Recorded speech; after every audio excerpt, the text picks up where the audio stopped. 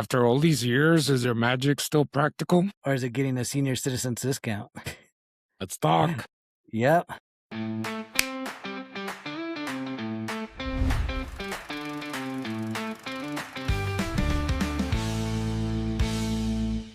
Welcome back, everybody. My name is Andre. And I'm Joe. What up, Joe? How's it going? Yeah. What's up? Today, we're talking about Practical Magic 2. I know you didn't want to do this one. It's not that I don't want to do it. It's just I've never seen the first one, and I didn't want to be unprepared, so I actually watched the first one. And so are you taking a jab at me here? Not taking a jab. You love this movie for your own reasons. It's okay. Yeah, but usually, like, if I haven't seen anything, I leave it up to you, and it's like I feed off what you say, and I don't go and watch the original movie. So I don't know. It sounds like you're taking a jab at me here. Well, I mean, if you don't want to do the homework, hey, I do my homework. Yeah. So tell that to Broken Lizard and Super Troopers 1. I apologize for that. Yeah. So Practical Magic 2, here we are 28 years later. Yeah, Jesus Christ, what took them so long? Dude, I have no idea. So let's start off by saying I'm excited for this. I don't know about you. Practical Magic is one of those guilty pleasure movie of mine that typically I'll watch around Halloween just because, you know, witches and stuff. But that's not the only reason. I mean, you have Sandra Bullock in her prime, right? I mean, you can't say no to her.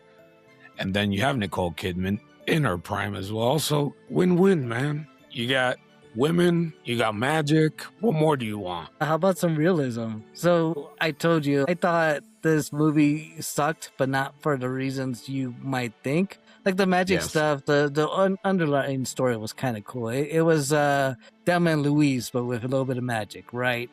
Exactly. But what gets me is that it's PG-13. Okay, they whitewash everything, and this I don't know if it's a Sandra Bullock thing or just a movie she's attracted to. But this is a second case where you watch something, you're like, oh, hey, yeah, now I understand magic. It's like, no. They totally bypass like all the dangerous stuff. The ending of the movie, they're doing black magic sort of stuff, and they're sending a soul to hell, albeit it's a bit of an asshole that they're sending to hell, but they treat it like, oh, hey, ladies' night out, and oh, we're just gonna sweep it up. They got these old ladies that have never done this before, like seemingly like they forget all their prejudice from the whole movie, and they're just like, yeah, sure, we're down for some devil magic. And then they got the kids who they tried to shelter throughout the whole movie, and they're there participating. It's like, well, what the fuck just happened in the last 10 minutes of this film? All the rules were out the window just to conclude this story. So but I feel like you're missing the point because, like Sandra Bullock tried to stay away from all the magic bullshit that for wrong reasons. We're doing. Well, it was because of the curse, and she wanted to stay away from that because she was aware of it. Yeah. No? No, I get that, but again, all for the wrong reasons. First, they never, or maybe I glossed over it. I don't know what happened to their parents, that they went to live with their aunts. Okay. Yeah. Because of the they curse, died because of the curse. No, because of the curse. The mom was with the dad when the dad perished. So she just said, screw the kids, I'm sticking to my husband. And maybe because it's been a while, so I don't know 100%. But I think it was that the parents were going out and they got into a car accident, and that's why they ended up with their aunts. Yeah, again, very very whitewashed, and then they know, I guess, about their background because they're open to it with their aunts, and the aunts are openly doing stuff in front of them. And I guess they don't have the birds and the beats talk right off the bat, because then they're doing love potions for some lady, and where Nicole Kidman's character's like, oh, I can't wait to fall in love. Sandra Bullock's character's like, I never want to be in love. And then she makes this impossible love potion to find the guy of her dreams that won't exist. That way she never has to fall for it. By the way, spoiler alerts for anybody who hasn't seen the first one, but it's been out again for 28 fucking years. I just finished watching it this morning, so it's like I don't know. It was a love story with a dash of magic, and they treat the whole thing of being witches, playing with magic, playing with things out of their realms, just as a prop, so to say. Because in the end, Nicole Kidman is basically whoring herself out to any Tom, Dick, and Jane, just so she falls like a little bit in love with them, but not enough so they die, and she loses interest by the time like deep feelings occur. So she moves on to the next, Tom, Dick, and Harry. Yeah. Meanwhile, Sandra Bullock, vows abstinence, and her aunts meddle with her and get her hooked on phonics with some dude, and ends up with 2 kids of her own, which, by the way, they don't explain why. One looks like young Sandra Bullock, and the other one looks like young Nicole Kidman. It's in the genes, man. I guess so. And then just because their dad dies, they go and live with the aunts, and she again vows off magic, even though she still fucking uses magic throughout the movie. She doesn't want to use it, or nor does she want her kids involved, which, as we all know, stuff that you try to hide from your kids, it makes them more prevalent to want to do that shit. True. So one of the things, and that goes straight into one of my hot takes, is in the first one, they mention the curse. They talk a little bit about the curse, but based on what I could see from this version or the sequel, is they're going to dive like really into the curse, how it happened, why it's happening, and all that. And they're actually not just sticking to the town, they're actually traveling to go and destroy the curse. So that is one of the things that I felt was missing from the original, and kind of like, what you were saying of a little bit of whitewashed. Yes. With this one, it does look a little bit more packed with some sort of action. Yes, and I totally agree with you there, and that's why I'm kind of doing the 180 turn, because this is showing a lot of stuff that was missing in the first movie. I thought once Sandra Bullock's husband dies in the first one, it was going to dive into what this movie is now showing with her kids and stuff. I thought she was going to go hell-bent on trying to break this curse, getting her husband back. Nicole Kidman will come into the picture, and instead it's all about how nice guys finish last, and this asshole of a guy gets a second chance, but he ends up being a haunted spirit. It just gets really weird, and it's like, what the fuck? What just happened? Yeah, so practical magic is fairly weird, and for me, it is going into a lot of that lovey-dovey feeling, but it's still one of those movies where I'm like, I want to sit down and watch this piece of crap, and just make me feel good for the 2 hours that I'm going to be watching this. Right. After that, I'm back to my old self.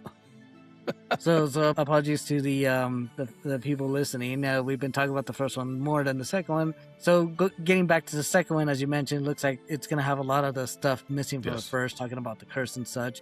But what I got from the trailer is like these girls grew up, and it's like they maybe were away from their families for a while, because now they think that magic's like ghost stories or bedtime stories their parents and aunts told them. It seems like they don't believe in magic as they once did as little girls. No, I think what's going on is, because I didn't see the guy return, the one that ends up with Sandra Bullock in the first one. I didn't see him in the trailer, so I'm not sure if he is returning. But what I'm thinking is, if he is not returning, what might have happened is he was affected by the curse, or maybe he just didn't show up in the trailer. He does show up in the movie, and the curse has been activated again, and they are trying to avoid, because they care for him, try to avoid the curse and break it.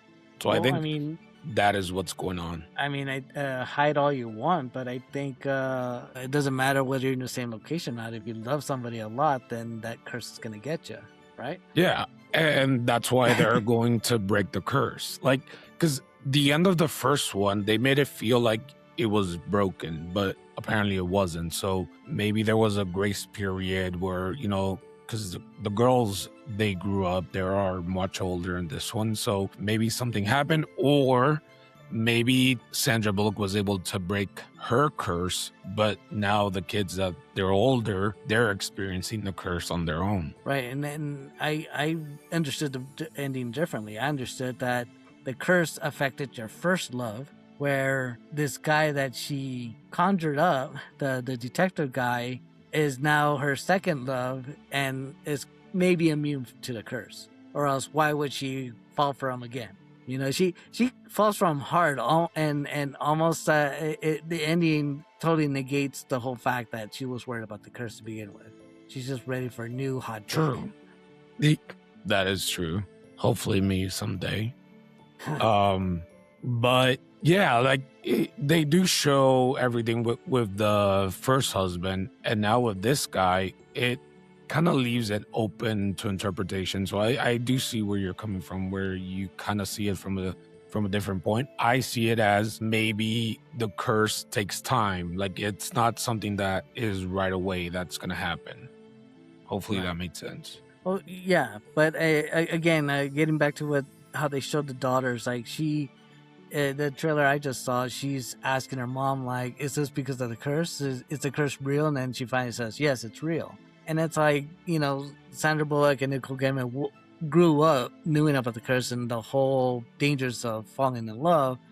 And and they kind of made it seem like they kind of understood that's why their dad passed away. But then now, like, as they're grown up, they're like, they were just lying to us. Even though over the years they've seen and participated in magic and spells and stuff. So I don't know if they're gonna do a good job of explaining why now that they're grown up, they treat magic as it was just, you know, childhood fantasy and not real. Fair enough.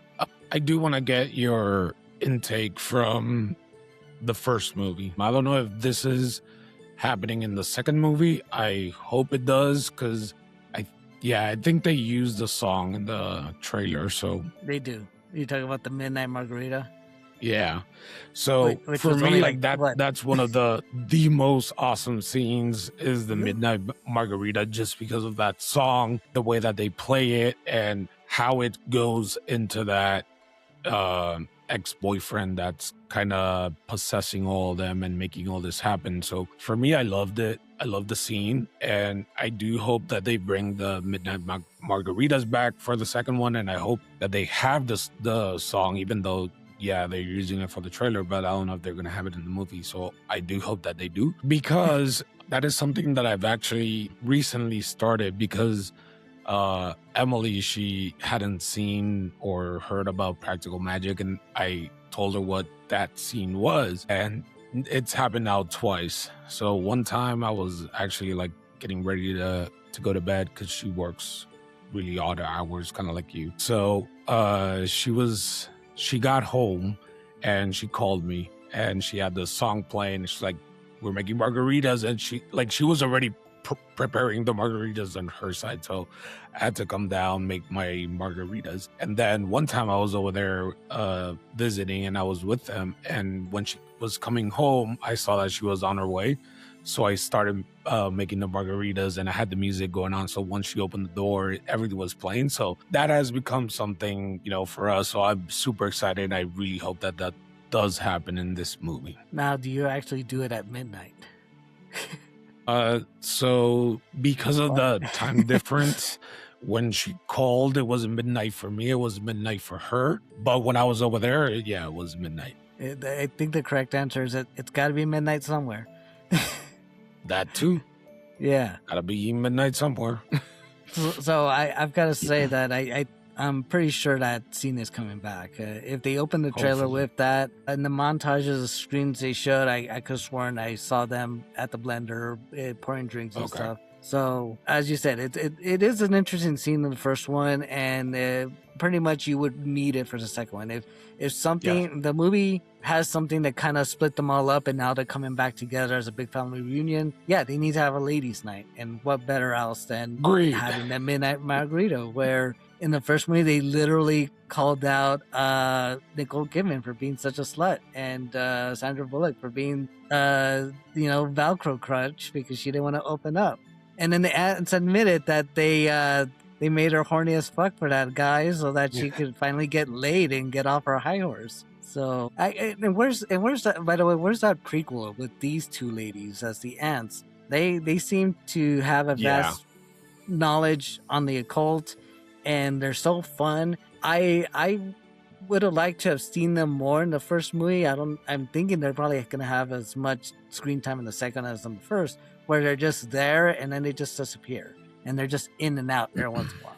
So I don't know, and to be honest, I do feel that they need their own backstory. We need a prequel going to the aunts and seeing what they do. I know that the movies are based on books, so I know that this sequel, the reason why it took so long is they were waiting for the second book to come out so they could eventually turn it into a movie. So it took a while to write. So hopefully we get a prequel book and then we get a movie.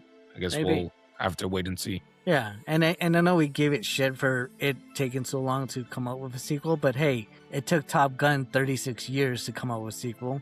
Beetlejuice 36 years as well. Dr. Sleep, which is a sequel to The Shining, took 39 years. And then Blade Runner got its first sequel after 35 years. So maybe not so bad at 28. But maybe they hit 28 because, Sandra Bullock does do a movie with the number 28 in it, 28 Days Later. 28 Days Later, that's right. Yeah. Or is it 28 Days Later? No, sorry. It's just 28 Days. 28 Days Later is the zombie movie. Yeah, that's what I was thinking. Was like, wait, isn't that the zombie? Yeah, I pulled a Pam Beasley.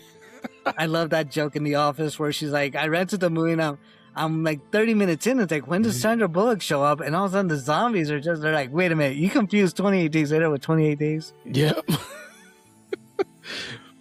All right. Well, do you have anything to add, Joe? I just I know I may spark some arguments with Sandra Bullock and the whole whitewashing, but again, if you need a ladies feel good movie where they die in a blaze of glory, Thelma and Louise is out there. If you need a better movie about witchcraft, The Craft did it so much better 3 years earlier in '96, and that actually shows the dangers and how witches can battle it out. So I don't know, and then again I say it's something that Sandra Bullock does because she did The Blind Side, and that's the story about Michael Orr and how he's pulled into an adoptive family, and then he got into football, and now this family's making millions off of their adoptive son.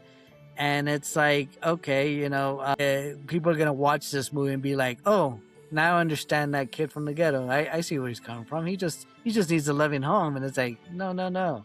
What we just saw is Sandra Bullock butter her family's life into this poor kid's life in order to make millions in the end. He's living a great life now, but I don't know. I think he was groomed for that. But that's a discussion for later on. For another time. Yeah. Fair enough. All right. Well, Joe, what are you gonna give it? Watch or not? I feel like now I have to watch it, but I'm gonna wait till streaming. I ain't going to theaters for this shit. Fair enough. Fair enough. I'm super excited for it. It is one of those I just watch. So I'm actually gonna say watch, but in streaming. I don't think it's worth going to the movies for. After all that commotion you made about them being in their prime and they still look hot. By the way, Nicole Kidman hasn't aged in 30 years, I take it. Dude, is she a vampire? Probably. I have a feeling that she might be a vampire. Maybe. I don't know. Sandra Bullock on the other hand, she's aged, but she's... But she's still hot. Like, both of them are still hot. Yeah. And most Hollywood actresses are still hot. Even Helen Mirren, who's in her 80s or 90s, she's still bangable. Fair enough. I'll leave her to you. I'll stick with Sandra Bullock and Nicole Kidman. Like, you wouldn't go after, Betty White if she was still around. Oh, so bad, man. So bad. All right. Well, sounds like AJ, watch, streaming. Why not? All right. Sure. Well, AJ, watching streaming. All right. Thanks, everybody, for joining. This has been AJ Hot Takes. See you guys. See ya.